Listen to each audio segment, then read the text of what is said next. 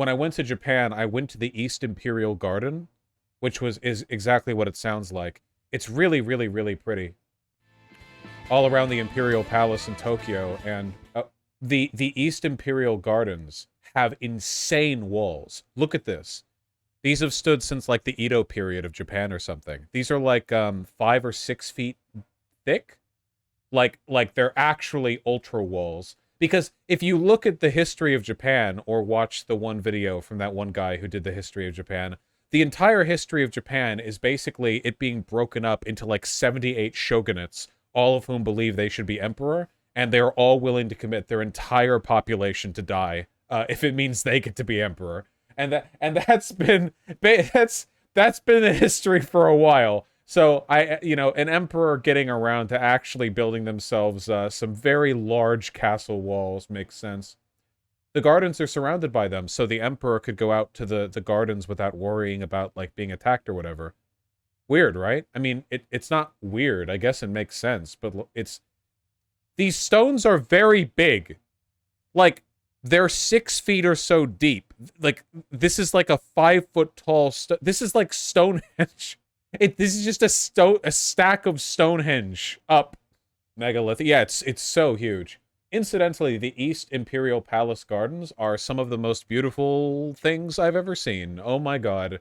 You know, it's not all of Japan. Japan does have parts that kind of suck, like every part of the world, but holy shit, they do not include the East Imperial Gardens. MYAAA. Maya if cool.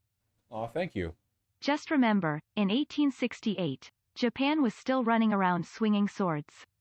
By 1900 they were equivalent to most Western countries in technology. Yeah, they bought a lot of guns. They sold us a lot of woodblock paintings of women getting their ass eat, and we gave them a lot of guns. God damn. I always thought it was cool that one of my favorite things of Demon Slayer is that it takes place in the time where most of Japan was feudal, but then you'd go into a city and there'd be a train, you know? That's really cool. That's a really cool period of history.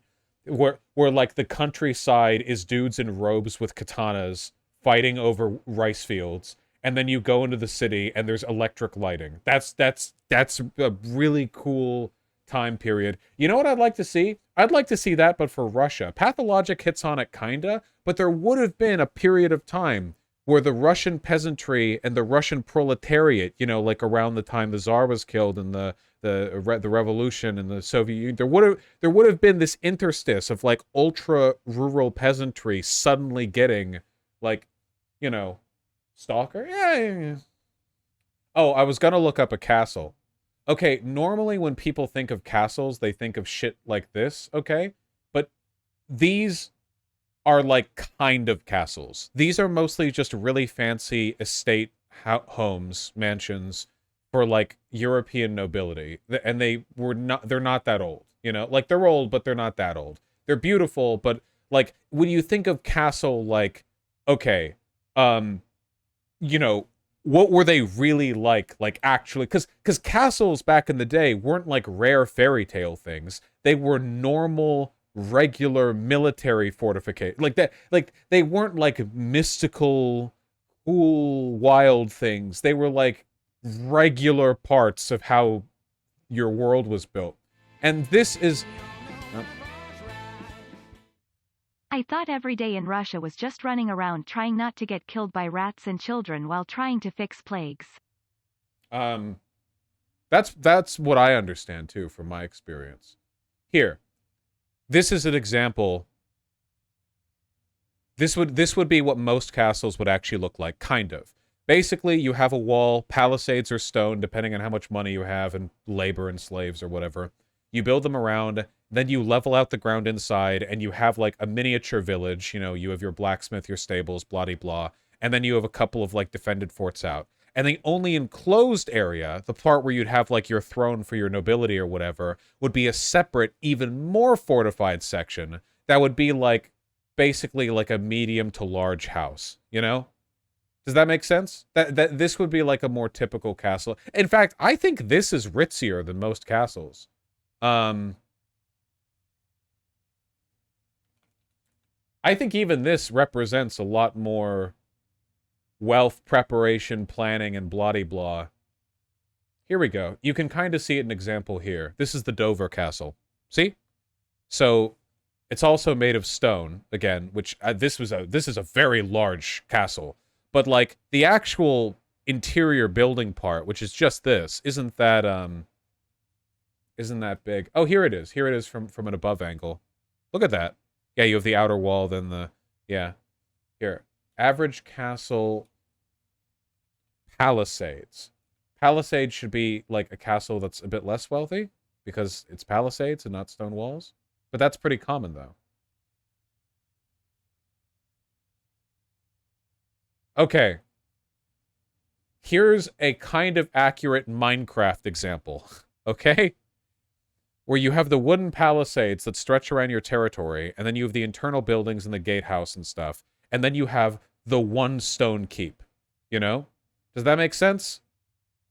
I don't know who I'm talking to. I'm not even looking at chat. I'm just kind of happy to be talking about this right now.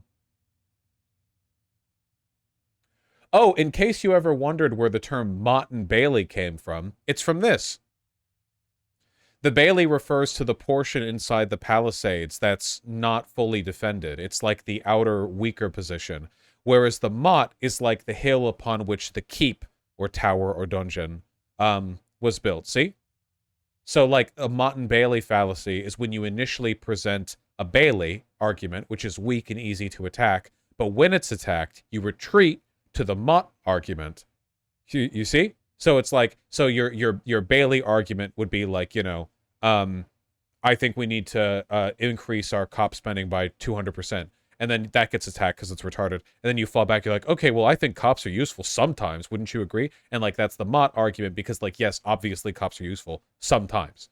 And yeah, okay, that's where it comes from. Vosh nerding out is kinda not gonna lie. Kinda what? Versailles Castle in Paris is unreal in comparison. Okay, yeah, but keep in mind, again, Versailles is a palace, not a castle. Like, Versailles wasn't built to effectively withstand, like, cannonball shots. I enjoy the Professor Vouch segments.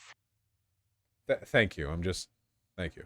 Yeah, Versailles is indeed insane. Versailles is, like, the most insane shit. It's kind of wild. I don't know what the average thickness of a stone fortress would have been. Like one that was built for military purposes, you know. But that was why, like, the reason they're built this way is because this is where lords would preside, not like that, like this. This is where lords and noblemen would preside over their territory in medieval days. Like, a castle would be built, and it would be given to a lord, and they would use that as a seat of power from which to extol taxes from the peasantry under their jurisdiction, the villages under their control. And the reason these were built as military fortifications is because, A, motherfuckers are constantly fighting to change hands, you know, like, change the borders of their country or whatever, even though borders aren't really a thing back then. And B, they were afraid of the peasantry. A big part of the way castles were designed actually wasn't for medieval warfare, but rather surviving sieges from peasantry. Yeah. Oh, and castles worked, by the way. They were so good at what they did that historically many of the larger castles were only broken under siege. Yeah, when I'm saying siege to mean attacking a castle, but that's not actually proper. When a castle is under siege, what it really means is they blockade it. They keep food from getting in. Now, you can't keep farms within a castle, which means they would often have contained racks of cow or chicken so they could be slaughtered for meat in times of siege. But some sieges lasted a really, really long time. Castles that could survive long sieges were usually ones that had access to river water, so they could get constant fresh water. If they didn't have that, then they couldn't last very long at all. It can't hold water for that long. I mean, you can have a well, but if a whole castle population is drawing on one well, unless it's really deep, it's not likely to last long. Here, how long did sieges last? If you can imagine, yeah, medieval sieges usually lasted for months. The first siege of Ceuta in 1720 lasted 26 years. Oh, no, sorry. It began in 1694. lasted 26 years. A lot of you in chat could have been born in the castle of Ceuta and have been and are today younger than you would have been if you had been alive to see the siege break. Oh, sorry, that was a siege of a city, not of a castle. The longest siege of a castle. Obviously, a city can replenish its resources more readily. The siege of Kenilworth Castle in England lasted 172 days, or about half of a year. Woo! The siege of Girdke. The siege of Gibraltar. Oh, I've heard that place in Overwatch. The siege of Girdke lasted 17 years and 7 months. It was sieged by the Mongols. Yep, that's a castle. 17 years! Girdke was a fortified mountain. Holy shit! Guys! Oh my god! They just... Look, you can see the castle up on top. The remnants of it. You see? Do you see that right up there? No wonder they sieged it for so fucking long. How do you get up here? God almighty. Oh, the Mongols eventually won, but it took them 17 years, so... You know, you got to have a you know, a life of some length in the castle. Excuse me. Look up how Attila the Hun sieged some cities/castles. The mad lad started biological warfare by catapulting his own dead soldiers who had died by plague over the walls. That's mean. That's not good of them. How did the soldiers not revolt after so long? Well, oftentimes, like, they would just be killed. Well done. Anyway, so... You've proven yourself reliable. Ooh, what you buying? Oh, that was good. Kind of, look at the way he talking. Ooh, what are you buying? Molding a weapon to suit your specific needs. Come back anytime. Didn't they think kings were appointed by God? Divine right is not entirely present throughout medieval history. Also, oftentimes they were fighting to defend lords, not kings. It's sort of an easy job to do a siege, right? If you're the sieging ones, I imagine it's easier than, like, direct combat. If you're the ones being sieged, it's probably hell. Thank you for the recommendation, Sir Political Banana.